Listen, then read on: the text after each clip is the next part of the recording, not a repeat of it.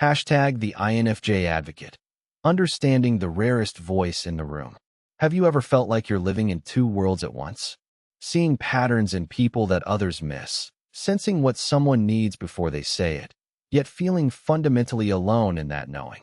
You notice injustice like a splinter under your skin.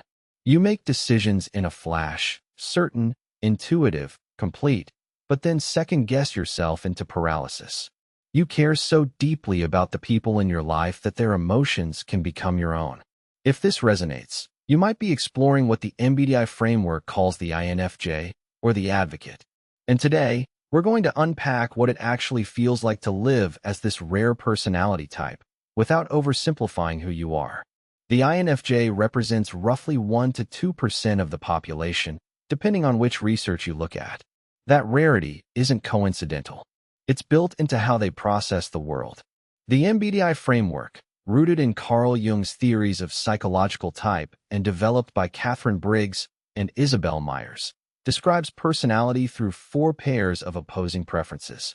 For the INFJ, that profile is introversion, intuition, feeling, and judging.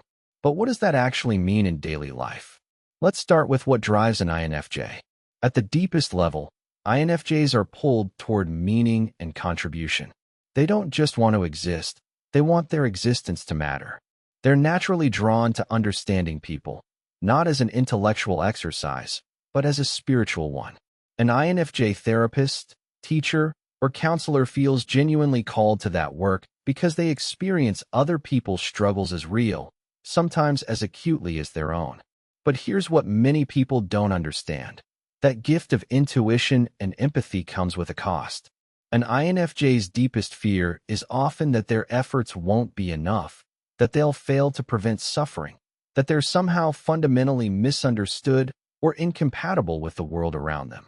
They can be haunted by the gap between the vision of impact they hold and the messy reality of human limitation. This tension between idealism and reality is the engine that runs the INFJ psychology. Now, let's talk about what INFJs actually do well. Their first major strength is what we might call visionary insight. INFJs don't just see what is, they see what could be. They move through the world with a kind of running narrative about human potential and social transformation.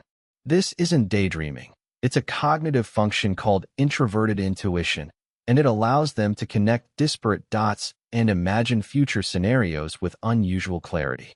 An INFJ might notice a community need that nobody else has articulated yet and spend years building a program to address it.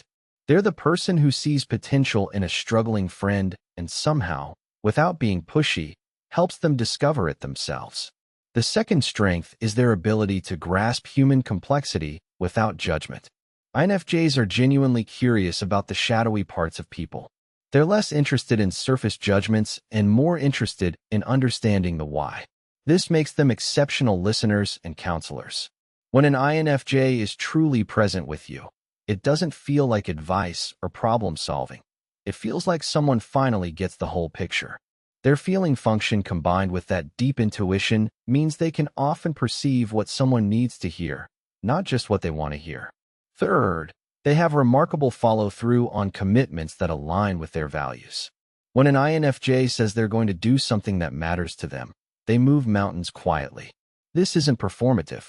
They'll work behind the scenes, often thanklessly, because the mission is what counts.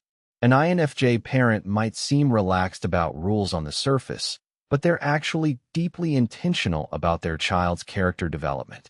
An INFJ friend might go months with sparse contact, then show up at exactly the moment you need them most. But strengths, when misdirected, become shadow behaviors. And the INFJ shadow is worth exploring. The first pitfall is what we might call visionary perfectionism. That ability to see potential can become a trap. An INFJ can become so invested in an ideal version of a person, relationship, or project that they struggle with reality itself. They might spend energy trying to shape other people into who they believe they could be, rather than accepting them as they are. This comes from a good place, but it can erode trust and create resentment on both sides. The second shadow pattern is emotional intensity without outlet. Because INFJs feel so deeply and spend so much energy on internal processing, they can accumulate a kind of emotional weight that has nowhere to go. They might suffer silently through stress while appearing fine on the surface, then eventually reach a breaking point where they disconnect or become uncharacteristically harsh. This sudden flip can shock people who know the INFJ as kind and gentle, not understanding the pressure that's been building. The third pitfall is perfectionism extended into self-isolation. An INFJ might decide they're too broken, too misunderstood, or too flawed to deserve connection. They can retreat into a kind of existential loneliness, convinced they're burdening others with their needs.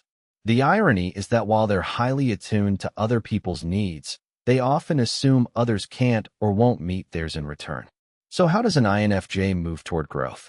The first practice is to consciously distinguish between vision and reality, and to practice acceptance.